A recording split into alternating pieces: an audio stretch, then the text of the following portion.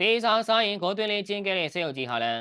အားလုံးပဲမင်္ဂလာပါခင်ဗျာဘောလုံးစတား channel လေးကနေပြန်လည်ကြိုဆိုလိုက်ပါတယ်ဒီတစ်ပတ်ကြားမှာချန်ပီယံလိပွဲစဉ်တွေပြန်လည်စတင်နေပြီးမန်ချက်စီးတီးကတော့ပြင်သစ်လီဂူ1အသင်းမိုနာကိုအဝေးကွင်းမှာတူနဲ့အသေးကြလာခဲ့ပါတယ်မန်ချက်စီးတီးအတွက်အဝေးကွင်းဆိုရင်ရုန်းကန်ရတဲ့နေ့ကမပြီးဆုံးနိုင်သေးတာပါစီးတီးကဥဆောင်ကွင်းတွေနှစ်ကြိမ်ရရှိခဲ့ပေမဲ့နှစ်ကြိမ်လုံးပြန်ဘက်ကိုခြေပါကိုပြန်ပေးလိုက်ရပါတယ်စီးတီးအတွက်စေယုတ်ကြီးဟာလန်ကတော့သူ့လို့သူလုံရင်တောက်ပနေခဲ့ပါတယ်ဟာလန်ကပွဲဆဆချင်း15မိနစ်မှာစီးတီးအတွက်အဖွင့်ကိုစတင်သွင်းယူပေးခဲ့ပါတယ်အဲ့ဒီဥဆောင်မှုက3မိနစ်ပဲခံလိုက်ပြီး18မိနစ်မှာမိုနာကိုကချီပါကိုသွင်းယူသွားခဲ့ပါတယ်။ရိုင်ယန်ပီကန်ဒီမှာတော့ဟာလန်ကပဲနီကိုအိုရိုင်လင်းရဲ့ဖန်တီးမှုကနေခေါင်းကြိုက်ပြီးနောက်တကိုးထပ်သွင်းသွားခဲ့တာကြောင့်စီးတီတို့2ဂိုးနဲ့ဥဆောင်ထားပါတယ်။စီးတီရဲ့ပြဿနာကရိုဒီမကစားနိုင်ခြင်းမှာရိုဒီကဒီပွဲမှာလည်းမိနစ်60အထိပဲပါဝင်ကစားပေးနိုင်ပြီးဒီနောက်မှာလည်းစီးတီလည်းတစားနဲ့စပြိုကျခဲ့ရပါတယ်။ရိုဒီရဲ့နေရာကိုလူစားဝင်လာခဲ့တဲ့နီကိုကွန်ဆာလက်ကလည်းဟောက်မလိုလိုနဲ့အပြားရှူနေခဲ့ပြီးအသင်းကရိုက်နေသွားခဲ့ပါတယ်။စီးတီတော့မိနစ်90မှာမိုနာကိုပယ်နတီပေးလိုက်ရပြီးတဲ့နောက်ပြန်မလာနိုင်တော့ပဲတူတူသေးကြသွားခဲ့ပါတယ်။စီးတီကအခုလိုရုန်းကန်နေရပေမဲ့ဟာလန်ကတော့သူ့ရဲ့သွင်းဂိုးမှတ်တမ်းမှာနောက်ထပ်2ဂိုးကိုထပ်တိုးနိုင်ခဲ့ပါတယ်။ဟာလန်ကချန်ပီယံလိပွဲပေါင်း90မှာ52ဂိုးအထိသွင်းယူထားနိုင်ခဲ့ပြီးဒါဟာ